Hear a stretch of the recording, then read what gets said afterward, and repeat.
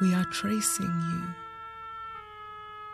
What we have learned more than anything else is how much you loved and how much you are loved. Wise men, grown men, passionate men follow you with their conscious and learned minds, their sacrificial bodies, their whole hearts.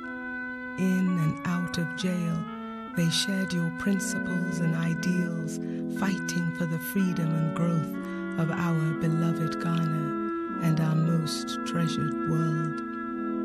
More than one called himself your disciple. Like King David, whatever sins you may or may not have fallen into, you are raised from condemnation. Jesus was not just a word to you, not just a religion, but a Savior. Redemption is all. I am ever grateful, Papa, ever grateful to have been fathered by you.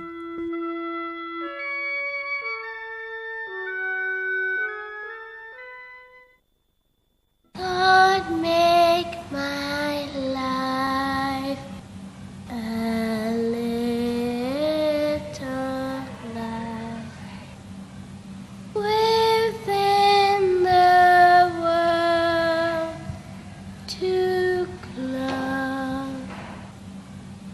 a little flame that burneth bright wherever I may go.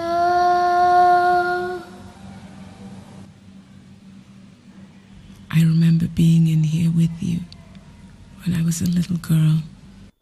His favorite hymn, 845. God make my life a little light within the world to grow. I do remember him. When any hymn is sung, that is his favorite. When you're working with him, you just couldn't help but feel that he was really a man of God. You are not trying to build him up as a saint, but somebody who was consciously trying to do what was right. And this essential belief he has in a human being as having a spark of divinity. Prof showed me a plaque on which was written, "To the greater glory of God." And Prof spoke to me at length on this, made me realize that whatever we achieved on this earth, whatever we did, it was to the greater glory of God, and that we were never to forget it. And you can imagine at that age, at the age of 15, this made quite an impression on me and has helped really to guide me all my life. He kept faith, a faith best summarized perhaps in the words of another letter which we discovered some years ago had been preserved by the cousin to whom he wrote in 1939. I have always felt it a duty laid upon me by God to pursue knowledge. And I am both glad and grateful to have achieved something of which my countrymen may be proud. The best is yet to be. My great purpose is to study all I can, and then when the time comes to pour out my life in the service of my God and my country. Learning without God is empty. Knowledge is useless unless it makes us better servants of humanity, unless it makes us the servants of God. And it is the love of God that made him the servant of humanity that he became. God saved him miraculously in many ways. On one occasion, he went to, I think, Nairobi as a guest speaker for the World Council of Churches. Just before he was due to speak, I think the next day, he after his prayers, he felt that he had to leave Nairobi. He joined the next flight. When the plane was about to take off, an announcement came stating that there was an unscheduled flight about to land. Later, Prof learned that in fact that unscheduled flight had been sent to Nairobi to come and kidnap him. When they came, the man was gone. God had saved him. He prays a lot. His strength comes from prayer. Always thinking about the other person's problems. Now he can relieve their problems for them. And very brave too. Because he's small, I don't think a lot of people attributed bravery with him. But he was very brave. We were amazed to find in Mama's cupboard that she had kept every single letter Papa had ever written her over the 30 years. Letters from all over the world. All over Europe, Austria, Luxembourg, Germany, Paris, all over different parts of Africa, from Kenya and Uganda to Cote d'Ivoire and Senegal. What a life! But I asked for it. What sometimes bothers me is what I cause you to bear in consequence. I pray that victory and some good may come with all of this to compensate for all your sacrifices and burdens. I pray you may be given strength of mind and body and spirit from above. It is my faith, justified repeatedly by events, that when God sets us tasks, He gives us all we need to fulfill them. So there is a lot for which we can be glad and thankful. His Christianity made him what he was. He was a great messenger, prophet of our Lord Jesus and of God Himself. Better for him to be a priest than to be a politician. In politics, one has to do certain things to stop the person who is coming. And if one says always becomes a saint, it's difficult. Then there was also what I think of his saintliness, which I thought might not be right for a politician. And he said, "Oh, I'm not always like this." And Prof made sure that I went to church. So sometimes he would pass by, said, "Are you coming?" And I used to go. He even bought me a cloth so I could go to church on Sunday. If you've seen his collection of Bibles and religious books, I got a long lecture. But again, he wasn't somebody who wore his religion on his sleeve at every time, because of his background, he tolerated all religions and treated them fairly. And he's always preaching. Anytime Papa got the chance, he would preach. And he was always a good preacher, actually. I'm very happy today, as we remember Professor Busia. I found out that he was a lay preacher. And it's a great thing to have someone who is at the helm of affairs and in power, believing in God. Professor K.A. Busia, what a great man he was. He decided to organize church in the castle, the old house, first floor. So I think the idea was to try and get us to go to church. Pawule and others, everybody then started coming to church there. And it was growing.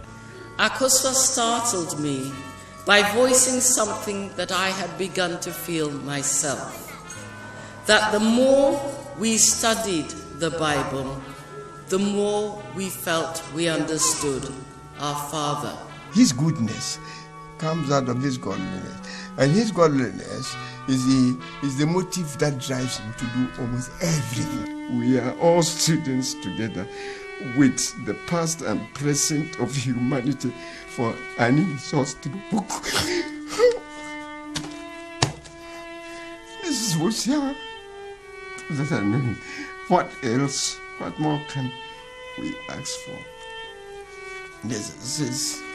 It sums up Busia as a man of God. As a man of God.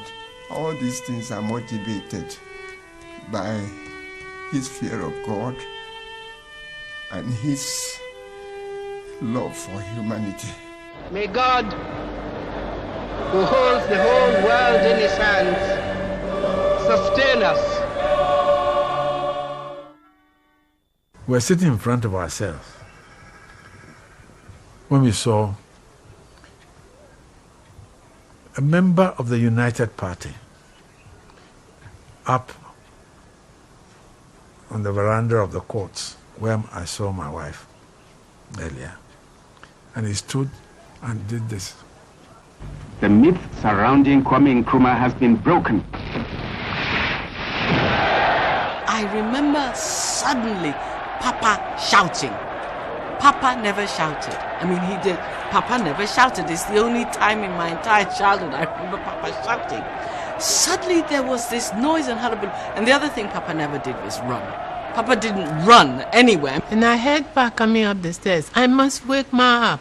I must wake Ma up. So I sat up and said, oh, I'm awake. But he kept saying, something's happening in Ghana. There's been a coup. There's been a coup. Turn on all the radios. Turn on the television. Citizens of Ghana, I have come to inform you that the armed forces, in cooperation with the police, have taken over the government of Ghana. Parliament is hereby dissolved. The CPP has been disbanded. Did you ever give up hope in that time? No, I never. I was always sustained by the faith in a brighter tomorrow. I always trusted the people of Ghana that one day, after they have suffered, we shall be mellowed by tragedy to stand for the things which are good. We heard Dr. Busia was coming back to Ghana. We got ready, went to the airport. People almost trampled on me. Everybody wanted to see Dr. Busia. When he got out of the plane, people just carried him shoulder high. The hero had arrived. Democracy began to flow again. Professor Busia was appointed a leader, in a sense, to draw up the new constitution. The constitution was duly promulgated and elections were announced. It is finished. The Constitution of the Second Republic, and all attest to it. One by one they signed the deed. Some faces we shall see in the corridors of power in the Second Republic. Prof said, I've convinced the NLC to set up the Center for Civic Education. He wanted us to emphasize in civic education that men and women who had different beliefs in political life could still live in harmony and in friendliness with one another. Although he knew that I had been an ambassador during the Nkrumah regime, he did tell me that that is neither here nor there. We're all out to serve the nation. After deliberations in the morning, we would retire to his Odoko house. That was when we were thinking of forming the Progress Party. Even the selection of party colors and symbols and all, everything was done in that house at Odoko. I heard about him when I was about 2 years or less, when I saw his button in my father's room. It was a beautiful button of a man, a round button, green background, and a beautiful face of a man. And my father told me that he was a great man, he was a great scholar, people liked him, and even when he spoke, white men would run and listen to him. And so he wanted me to study hard to become like him. This is the Progress Party symbol. Mama was the one who came up with the party symbol, which is the rising sun rising out of dark clouds. I am pro. And yes, sure.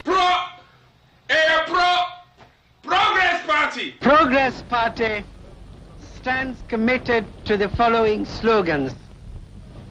To every Ghanaian, a job. It was a joy to be on the campaign trail. To every family, a decent meal, a decent home. It was my happiest moment in politics. To every person, equal opportunities and social justice. What astonished me was the energy which he could display. To every individual, the essential freedoms of speech and expression, freedom of movement and of association, freedom from arbitrary arrest, freedom of conscience and of worship. I have faith in God. To all Ghanaians, progress!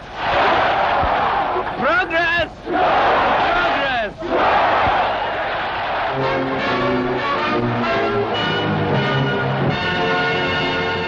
The hope, the savior they were looking forward to come had come. Sometimes I went with them for the campaigning, and some of my children would go with him. The political campaigns begin. He and I stood alone on the platform so that he could not be overshadowed. You know, he was a rather smallish person. I had a lot of difficulty keeping people off that platform, but I did. He went to vote at Wenchi. August the 29th, 1969, Election Day.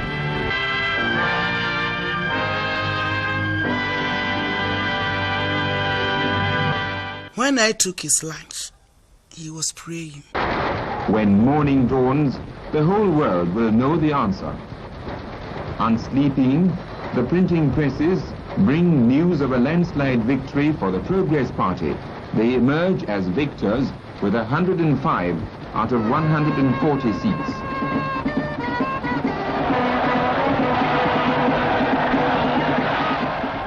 Cause enough for jubilation.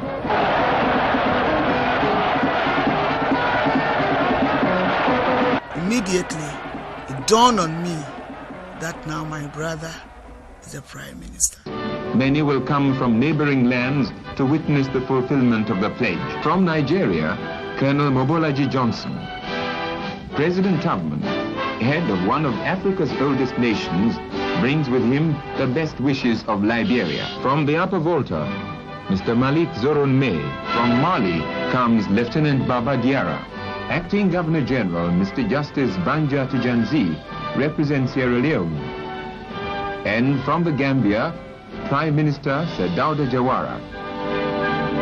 When Busia was going to be sworn in, he said unless they fly my auntie in, he wouldn't take his oath of office.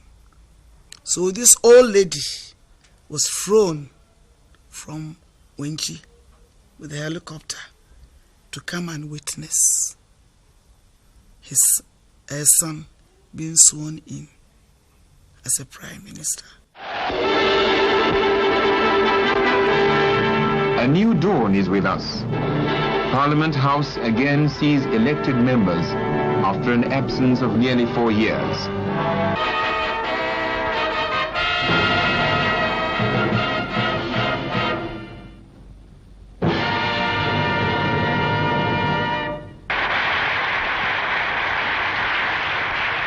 We present to you Dr. Prof Busia, by the grace of God, Prime Minister of the Second Republic of Ghana. He takes the oath of office. Being appointed Prime Minister of the Republic of Ghana, do hereby, in the name of God, swear that I will bear true faith and allegiance to the Republic of Ghana as by law established. May God help the Second Republic. You have handed to me, as a symbol of the transfer of power from you to a democratically elected civilian government, our new constitution. It is a constitution which seeks to place the exercise of power under restraint. It is the fruit of our recent experience. It bears the marks of our scars, our fears, and our aspirations. Its underlying philosophy is that no man or group of men is virtuous enough to hold power without checks. We shall endeavor to uphold the ideals of freedom and justice enshrined in our Constitution. Power is good or evil according to the vision that it serves. Our vision is that of a democratic welfare society in which everyone is his brother's keeper. I must not end without emphasizing our basic tenet. It is this: our yearning concern for every individual citizen. We regard politics as an avenue of service to our fellow men. We hold that political power is to be exercised to make life nobler and happier for those who entrust it to us. We think the yardstick by which our success or failure should be judged must be the condition of the human being himself.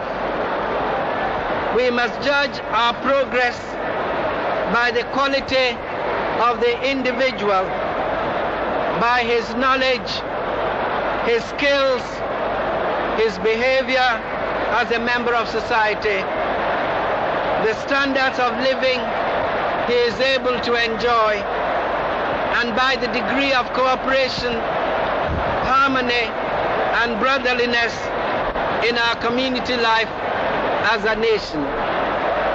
The roads we seek to build, the efforts we shall make to increase productivity in shop, farm, office, or factory, the water or electricity we wish to convey to the home, the health posts or hospitals or houses we shall endeavor to provide are all, as we see them, aids necessary to achieve progress in individual and social life.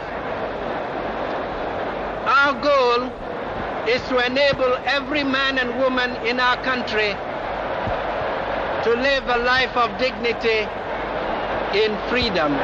Fellow countrymen, a great, prosperous, and democratic nation is built by the cooperative effort of all citizens.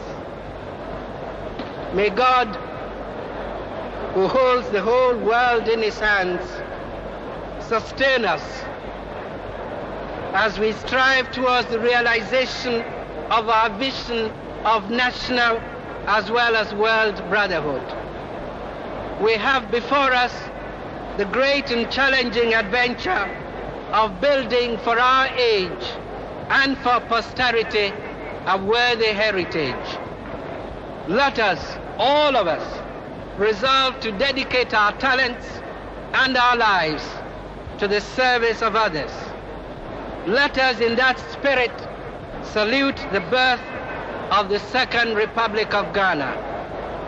Long live Ghana.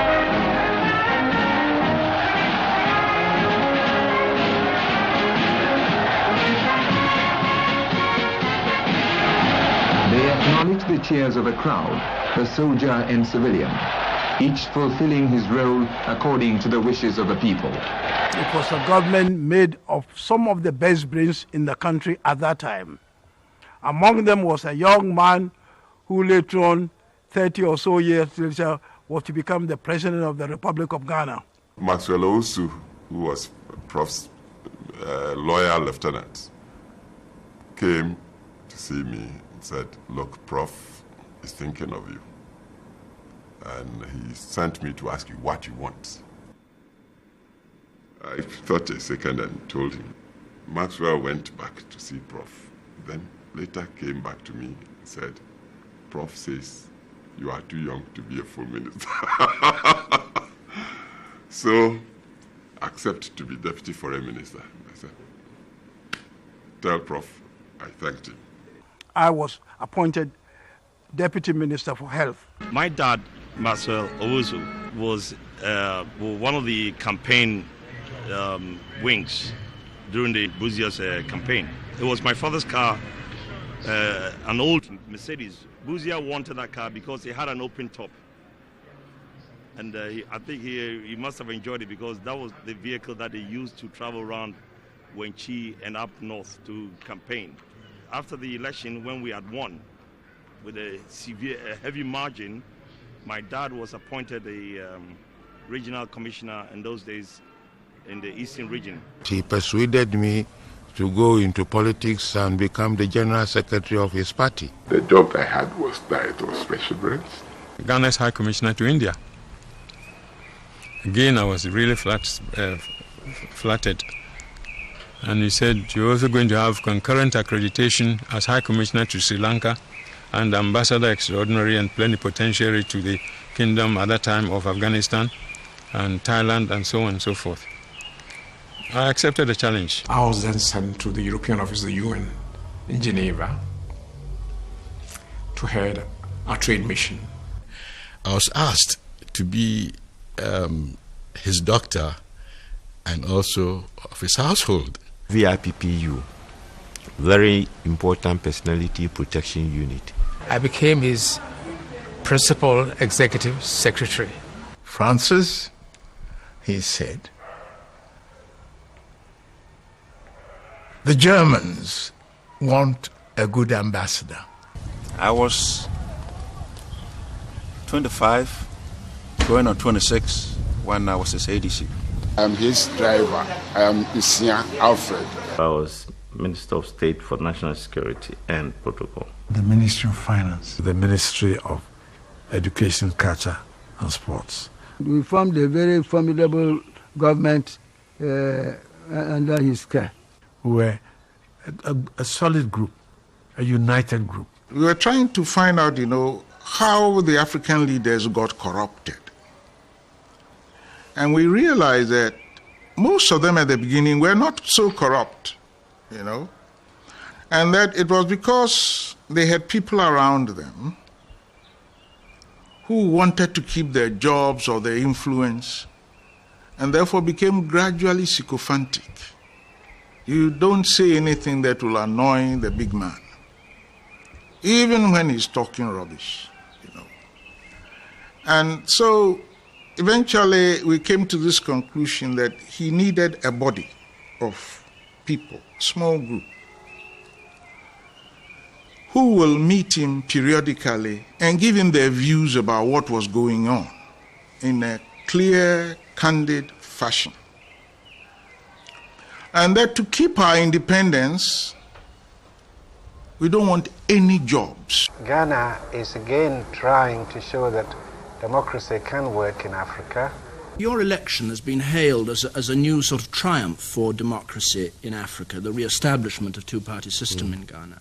But there's a lot of skepticism about whether the two-party system is suited to Africa. Why do you believe that it will work in Ghana? Because I don't share the skepticism. I believe that the fundamental values of democracy have universal validity. People in Ghana love freedom, just as people anywhere. They don't like to be arrested and imprisoned without trial. They don't like oppression and injustice. Yes, but I agree with that. But somebody as distinguished as President Nyerere, for instance, of Tanzania, has said that the two-party system is a luxury that a developing country can't afford. This is because of his view of the two-party system. Our view, and that which is enshrined in our Constitution, is that no person or group of persons are virtuous enough to be entrusted with power without checks, We accept this. We accept that we are fallible men. And even when we have the best intentions, we're likely to make mistakes. And the people must have alternatives to choose from. So our conviction in democracy is fundamental. And we must learn the tolerance and the discipline, you see, which makes us accept the fact that there are some things in which we may be wrong and that there are some people who may serve the country better. But you've only been in office now for a few weeks. Aren't you going to find after several months, and when the problems seem perhaps even more burdensome than they are at the moment, that the idea of one-party government becomes more attractive? It won't be. Although I've been in office for only a few weeks, I've been in opposition for 15 years. I've also taken the trouble to study the way things are going in Africa. And if you look at the one-party state, it doesn't achieve any of the things claimed for it. It doesn't achieve economic development. It doesn't achieve... You can't make men accept, all of them accept the same thing all the time. So the claims that have been made for the one-party system have in fact not been justified. At any rate, speaking of West Africa, for example, it hasn't given this idea of unity. It hasn't provided for freedom.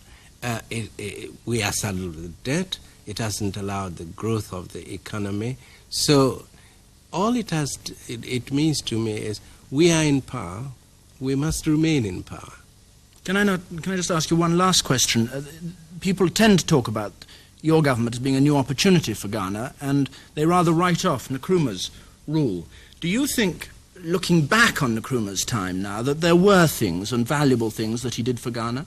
He seems still to be very much a hero among black power groups in the United States, for instance. Yes, he is a hero among black power groups in the United States. This is partly psychological. Ghana was the first to gain independence.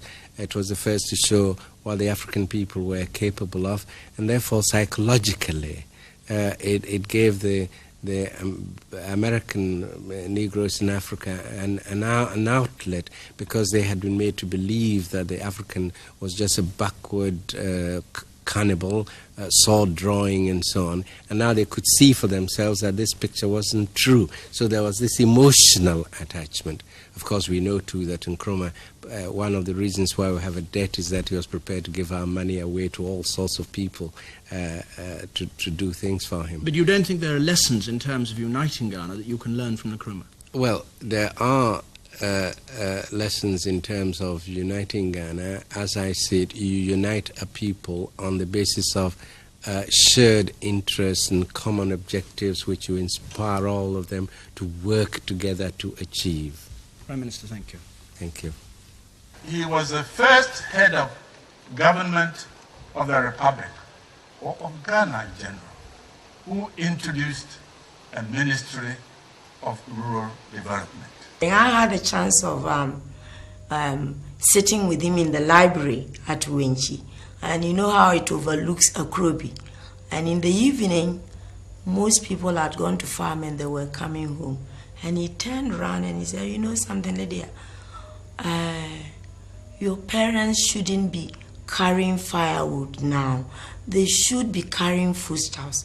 But when they got home, each one should be able to light a gas fire to cook. That was his vision for Ghana, because he thought that if we don't take care, there will come a time when we won't have any trees in the forest. One thing I liked about a system then that Prof had introduced in the budget, as soon as he came to power, was to introduce the Rural Development Levy. And so those of us in the public service who were paying a levy of 2.5% from our salary towards rural development.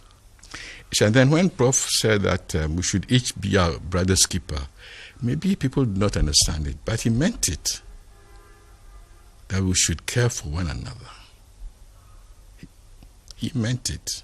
Through the Rural Development Program of the Progress Party government, inaccessible communities had roads open to them, feeder roads to farms, and clean water, electricity, and health care facilities. To deep recesses of our country where they'd never seen any of these things. All these communities felt for the first time that there was a government which recognized their existence and thought about them and cared for them. We know, of course, by example, that having improved our agricultural base, we cannot raise our standards of living to the standards that we need, which we consider comfortable, without a certain measure of industrialization.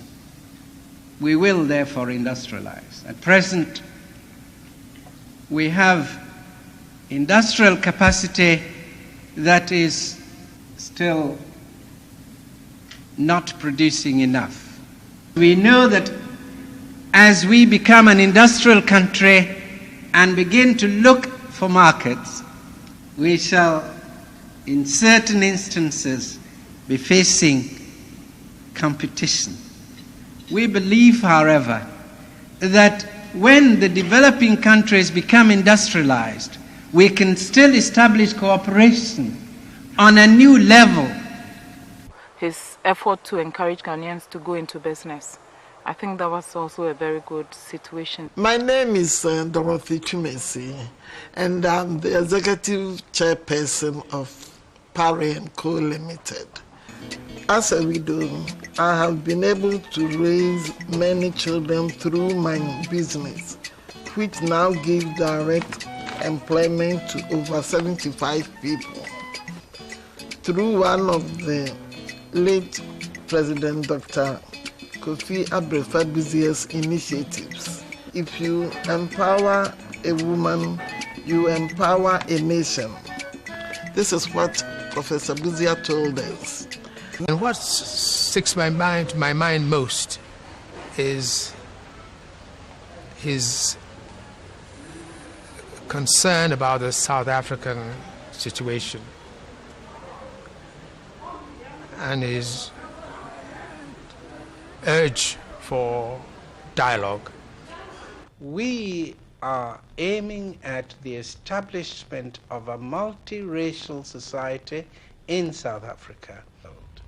When we advocate dialogue, it is on the assumption that you cannot create a society of this kind unless there is an interchange and there is a discussion of ideas. So if you bar discussion, what you're saying is, let us fight.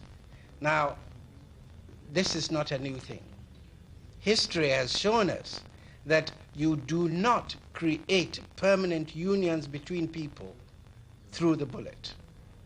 This is why I advocate dialogue. It's a human problem, a problem of human relations. If you do not start out on the faith that you can change this policy, then you don't need to start at all. And I do not believe that when people have ideas to which they stick, you can solve it by bumping them off. Mr. Vorster initiated this idea of dialogue with African heads of government. Given what you know about his convictions and his lifelong principles, do you really think that Mr. Vorster initiated this idea with any intention of allowing himself to be talked out of apartheid? The fact that Vorster has turned around to say, I'm prepared to talk to you and to talk on equal terms, is itself an opportunity.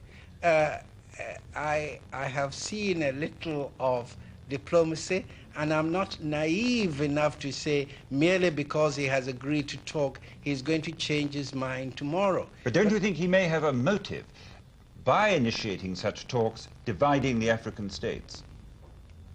He may have this motive. We do not need to let it succeed.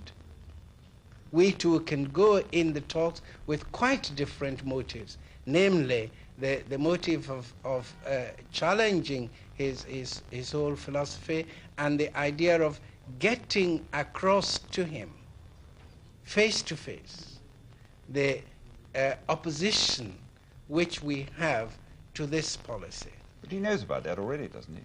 Well, then why does he want to talk to us? Possibly with the hope of dividing you. Well, I say he will not have that. It was a unique stand, especially as an African head of state. And the South African situation is what it is because of dialogue. Unfortunately, people didn't understand.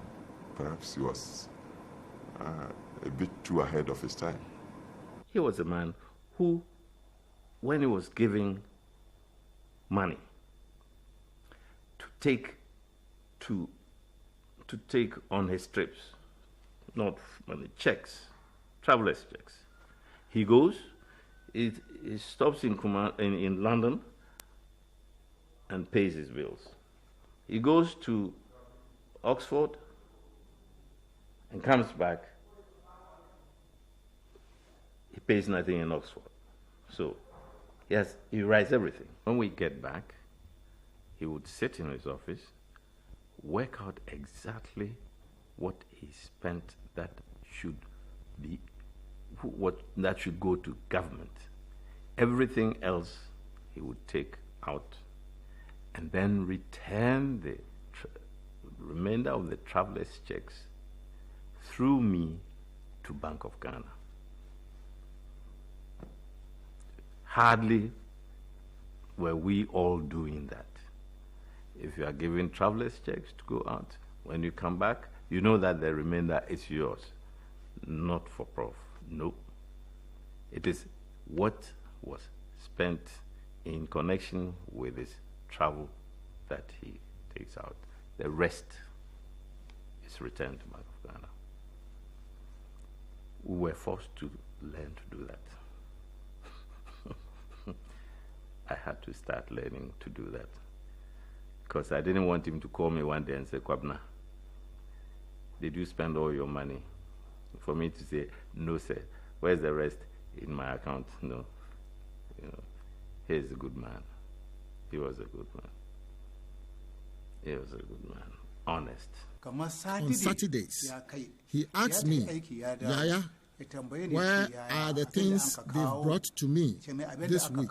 Papa will divide the things into 4 parts. A quarter to the police officers, a quarter to the soldiers, a quarter to the plainclothes security men, and a quarter to his driver. I believe it was Prof Busia who started the slogans about don't accept gifts. Don't accept gifts. They corrupt. He made us put all this in the offices. Anyone in public office against whom a commission of inquiry has made adverse findings that while he was in office he abused his position or misused public funds should be kept out of Parliament for at least for 5 years. This is one way of trying to establish that we expect people in public office to behave with honesty and with integrity.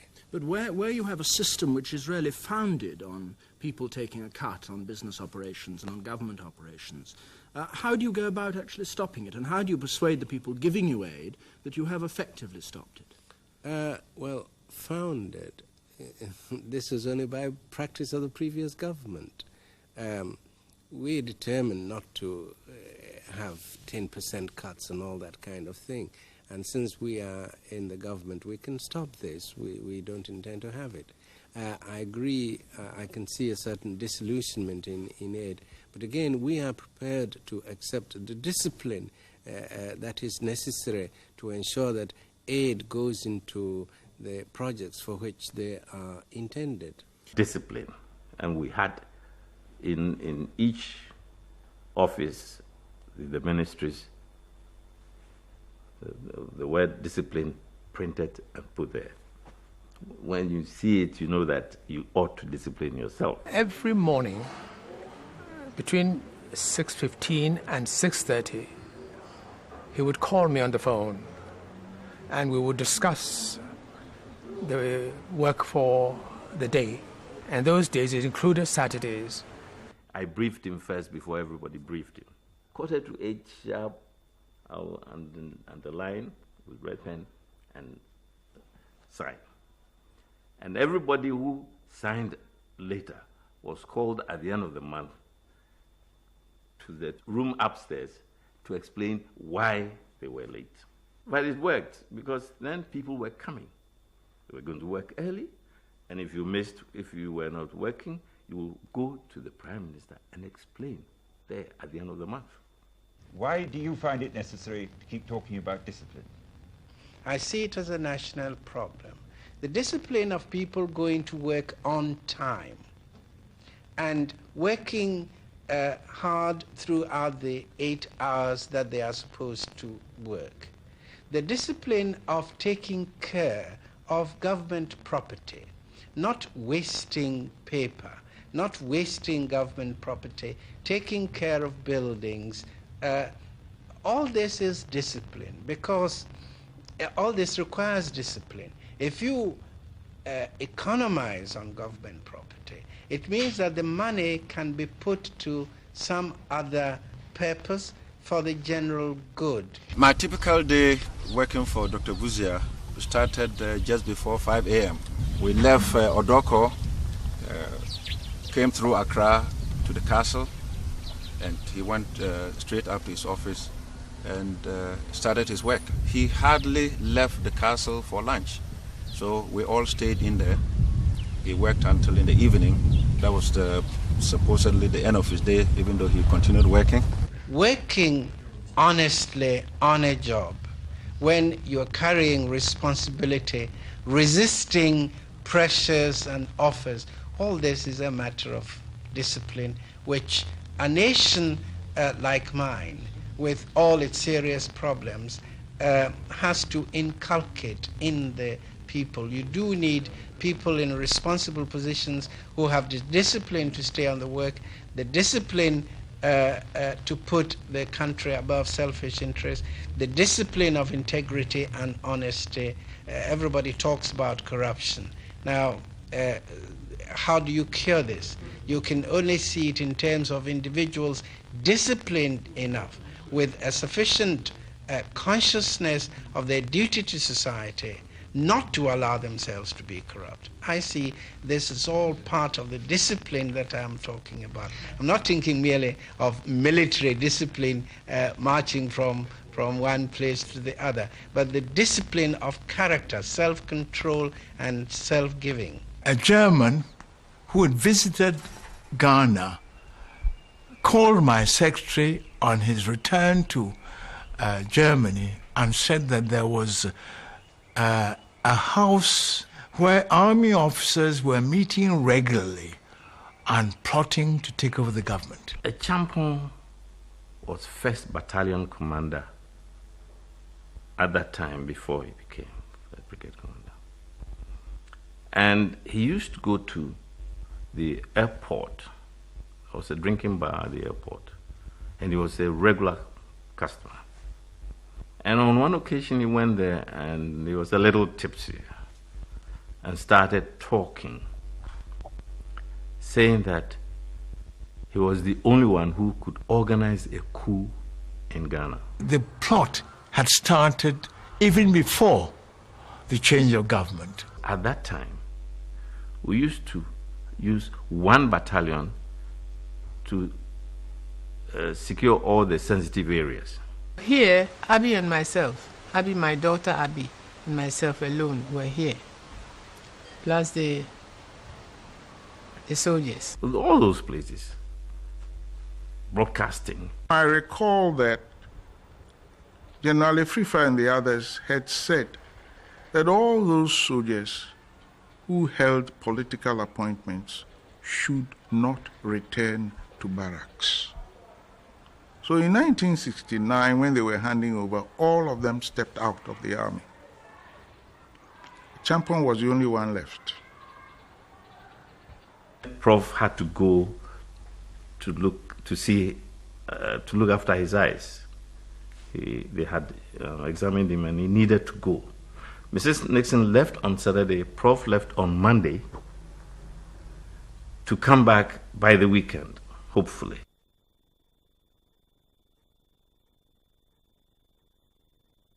Deputy High Commissioner, do you have any news at all? No, we have no news, please. Have you managed to establish any contact with Accra?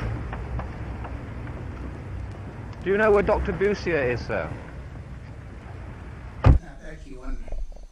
I was in that room when the security men woke me up. They said I should get up. They put a ladder on the wall. They said I should look at the ladder. And in case anything happens that night, they are going to go with Mama and the little girl over the ladder. Then I said to them, God forbid. And I went back to my room. Then the third time, they said I should wake up. They said ammunitions had gone missing. Mama was fast asleep. I went to my room. The next thing I remember is the sound of gunshots. Abby ran from her room and came to me. I looked out of the window and there was a soldier with his beret askew. And what you could see, because it was dark, the thing that illuminated him was the sparks from his gun. And he was firing.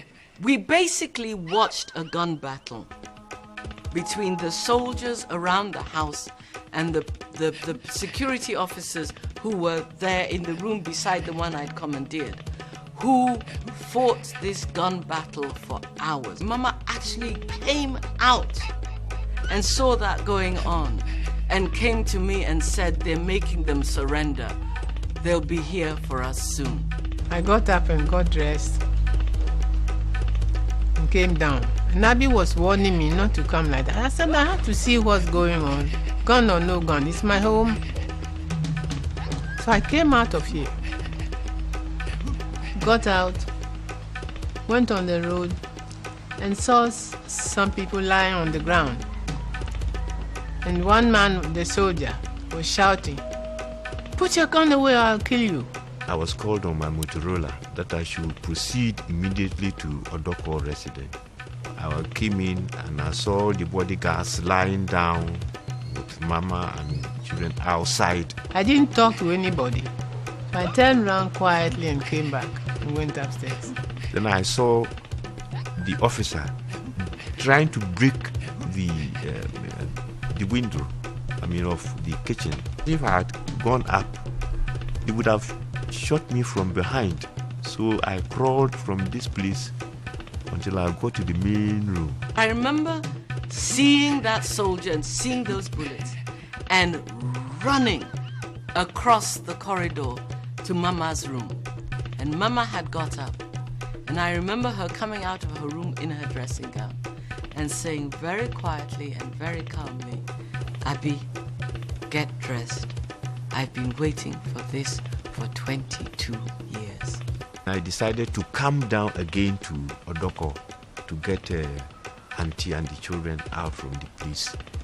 But unfortunately, when I came, things didn't work well, so I was arrested again. It was later a FIFA came in. I don't know where he came from. And then he was, also arrested. Mama had tried to reach President Akufo-Addo and all kinds of things, but all the lines were cut. She couldn't get anybody. And so she then concentrated on what was she going to do with me. It was the most extraordinary thing. There we were sitting there with this gun battle raging around us, and the only thing on Mama's mind was how could she protect me if the house was taken. And she was thinking, if they come in through the bedroom window, maybe if you hide here, they won't see you. I'd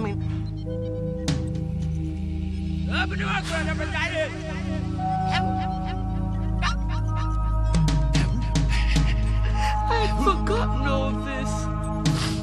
I'd forgotten. She was thinking of maybe if she hid me behind some of her clothes, or she had some vases she just bought that she was taking to the house in Wenchi. And if she hid me behind those, they wouldn't see me. I realize now she was terrified of me being attacked or raped or something. And the only thing she cared about was how she could hide me and how she could protect me from anything happening to me. Anyway, we were there for hours. And then the officer shouted, oh God, Madam, come out.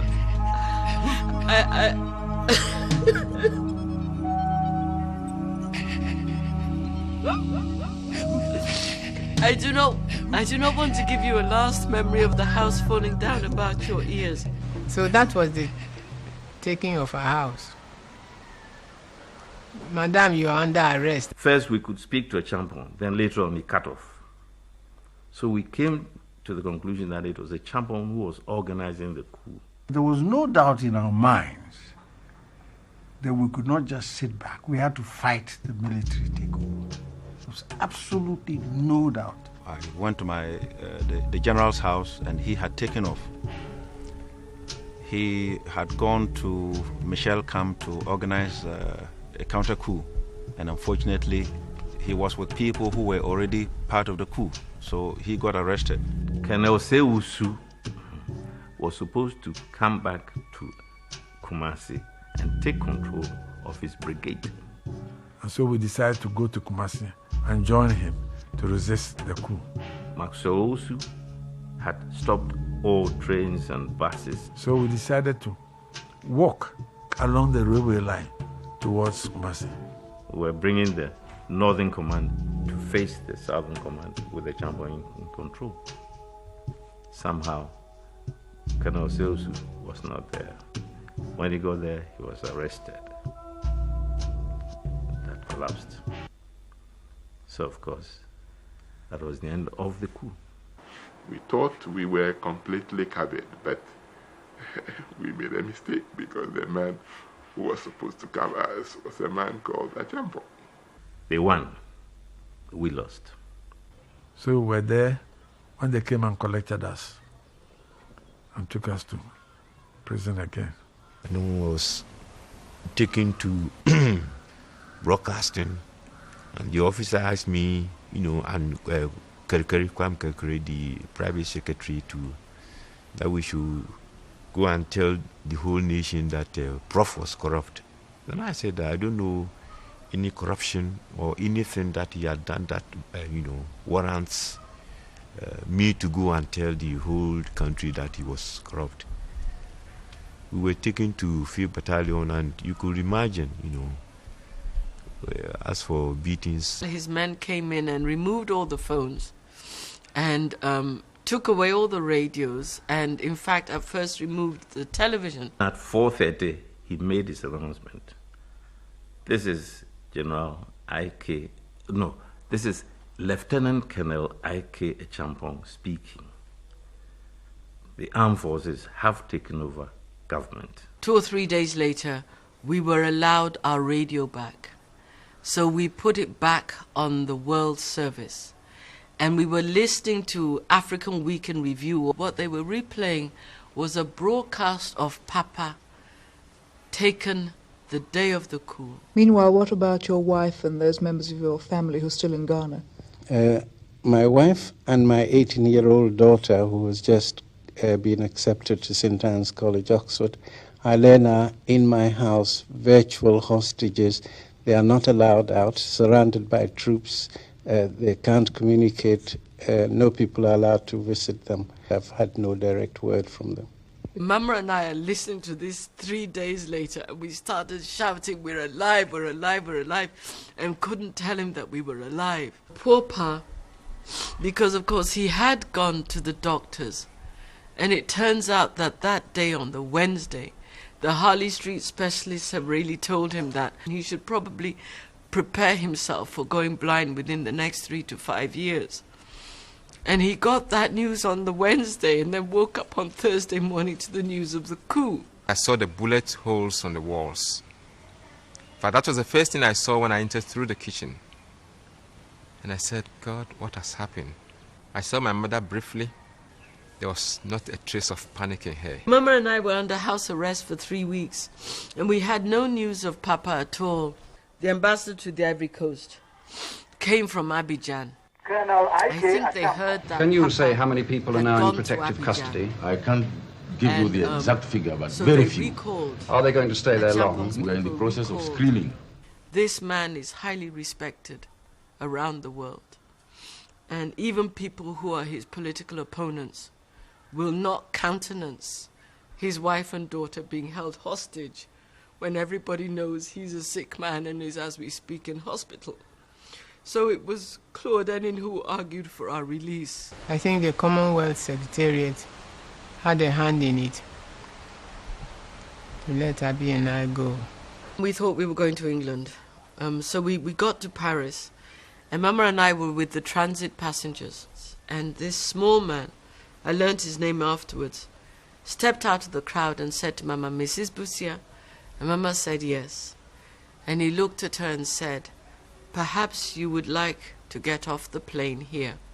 Your husband has been in hospital here for a week." And that was the first news we'd had of Papa since the coup. And somehow I feel God has always been on our side. It was winter. Neither Mama or I had winter coats. And this man took us to this hotel, L'Île Saint-Louis, because Papa was in hospital. He asked us how we'd survived. And he told us how. It was Houphouët Boigny who had arranged for him to come there. He had to have the surgery on his eye, so we were in Paris for about 3 months before we finally made it back to Stanley.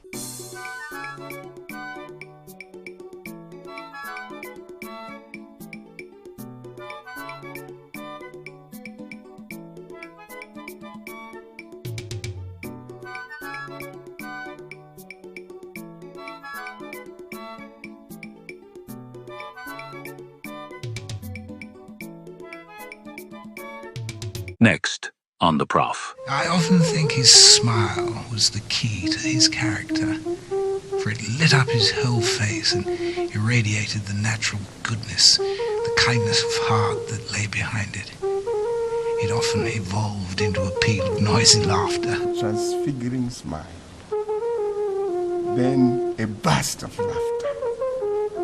Busia. For shooting my mouth at the wrong time.